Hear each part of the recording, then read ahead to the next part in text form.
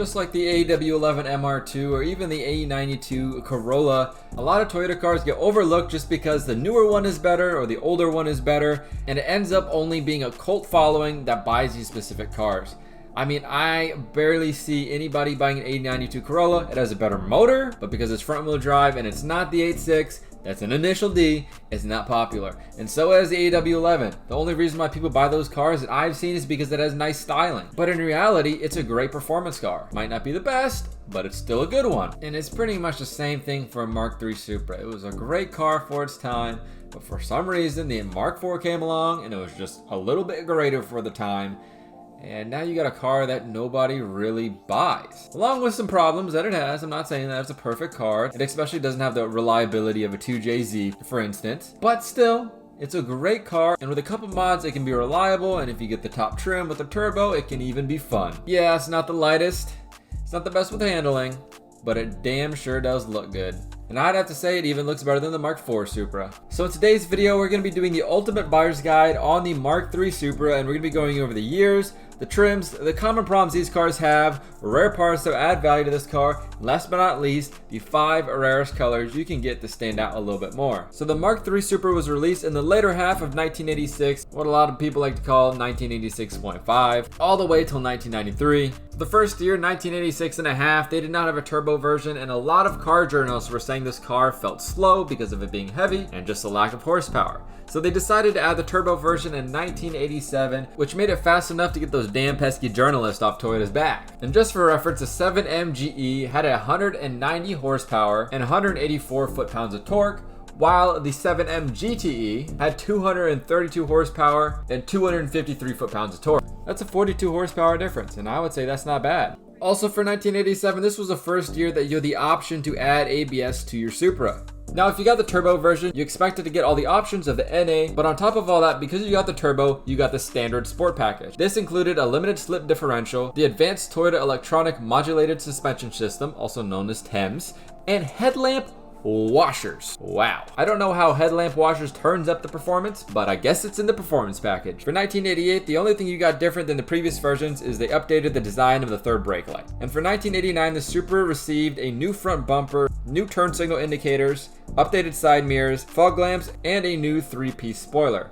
That looks really nice. For 91, this design of the wheels, also known as the saw blade wheels, changed out for the 5-spoke alloy wheels. Also for 91, they discontinued all open air sunroofs for NA models. And for the last year of 1992, they really did not change much. For trims, the Supra really didn't have any trims, because when the Supra was first made, it was the top trim of the Celica, and when it became its own model, all you could do was just option different things on it. So pretty much the only trims you need to know about are NA and turbo. If you get the turbo, you get the nicer 7M GTE plus the amazing R154 transmission. Now to hop into the part that you're probably watching this video for, the common problems. Even if you're brand new to the Mark III Supra game, you've probably heard of BHG, which is also known as a blown head gasket. Now I know most of y'all already know about this, but I'm just gonna explain it for the people who don't. There's a lot of different myths and theories for the reason why this happens, but the most common and widely accepted one is that from factory, they did not torque the head down as good as they should have, which caused head gasket issues. Now what's great about this is the 7M GE and the 7M GT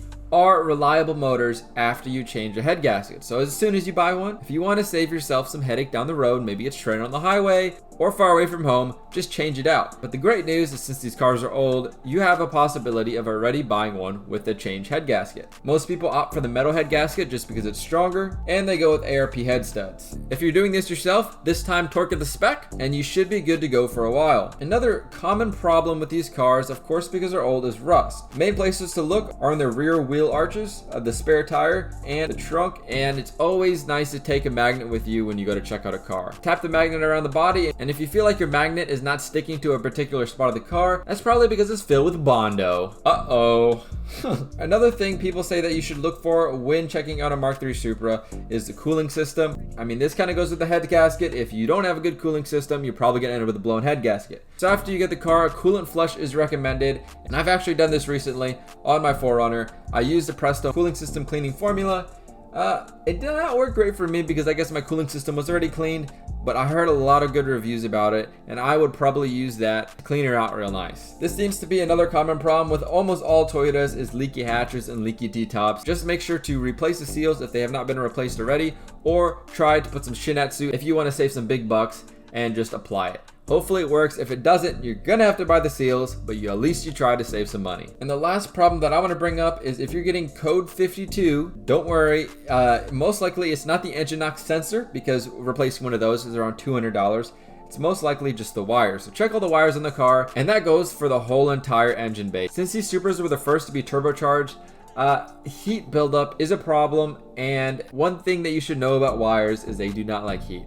So a lot of them might get brittle and break, and that might be a cause of a lot of your problems. So just look over the car before you buy it and make sure all your wires and grounds are intact. But at the end of the day, that's not too much to check for. I know these cars definitely have a lot less to go wrong than other cars that I've reviewed, but what can I say? It is a Toyota. Now let's hop into the rare parts you might find on the car you're looking at, or you want to add in the future down the road. I know one of the main things that I would love to do my 8.6, if I could, is do a digital dash. But the digital dash fuel sending unit and the prices of the digital dash themselves are both very expensive. So if you find a Supra with a digital dash, you are in for a treat. Not only does it look cool, but it looks cool. Also, another sweet treat is having the JDM Series 2 taillights. Usually with Toyotas, anything TRD or anything Japanese is always expensive in the States. Now, a lot of these cars were automatic because they were more of a GT car. A lot of the older folks that wanted a sports car, but also wanted to just cruise and not take twisty roads bought these, so finding one in a manual is quite rare. Now if you're looking to import one, there are some rare cars altogether, and one of them in the States is finding a 1JZ GTE Mark III Supra for sale. These had 280 horsepower, so even better than the 7M GTE by 50 horsepower, and they got the street cred of having a 1J, so it's pretty much the best of both worlds. You have the styling of the Mark III, but pretty much the engine of the Mark IV. If you want to get even more special than that, they had a couple rare trims in Japan. One was called the Turbo A. They only made 500 units of these in 1988, and this was a homologation car because Toyota entered the Group A Japanese Touring Car Championship. It used the 7M GTE U, which had 270 horsepower, and then other upgrades like thicker anti-roll bars, ventilated disc brakes, different suspension settings, and on the interior had analog meters, gray leather interior, and a Momo steering wheel and gear knob. Pretty sweet, but like I said, only 500 were made. The other special model is a 2.5 twin turbo R. This was made in 1990, and this was an upgraded version of the regular 2.5 twin turbo. The differences are with this one is that you had Recaro seats, a Momo steering wheel, special suspension with lighter anti-roll bars, a Torsen differential, a special lip on the front bumper with brake ducts leading towards the brakes, and it could even have this special dark metallic green paint color, unique to this version. Like I said, pretty sweet cars, but they're extremely rare. And what's crazy is that nobody ever talks about these. They always talk about the Jade R34 or the Midnight Purple R34, or some of the special versions of the RX-7 or Mark IV Supra, but the Mark III Supra had some pretty cool special editions, especially the homologation one. What if you're not into digital dashes and taillights, for instance? Well, maybe then you would want to go look for a rare color. So now we're going to go into the top 5 rarest colors you can get from Mark III Supra. We already talked about one before, which was that dark metallic green color. I absolutely love it, but the chances of you finding one of those is pretty rare. That'd probably be one of the rarest colors you get from Mark III Supra. So for the second color on this list, we've got teal metallic, and just something about a 90s car that's teal is absolutely just beautiful. With this color, your Supra might even be mistaken as a Fox body because for some reason, everybody thinks everything is a Fox body. I pull up in an orange 8.6 Corolla, it's got pop-up headlights. Fox body never had pop-up headlights. But for some reason, some old dude came up to my car and asked if it was a Fox body. Unfortunately, I had to tell him the truth, it's a Corolla.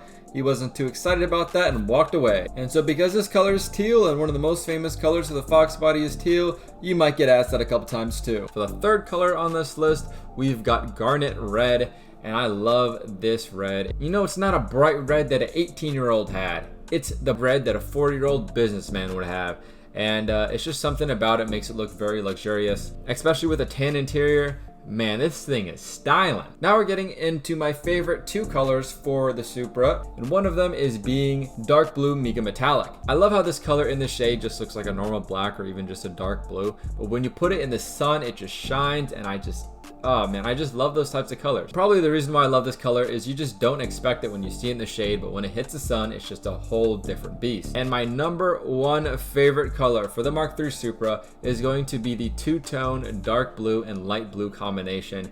I barely can find pictures of this on the internet. You just can't really beat a two-tone car, and I really wish they would bring that back in more modern cars.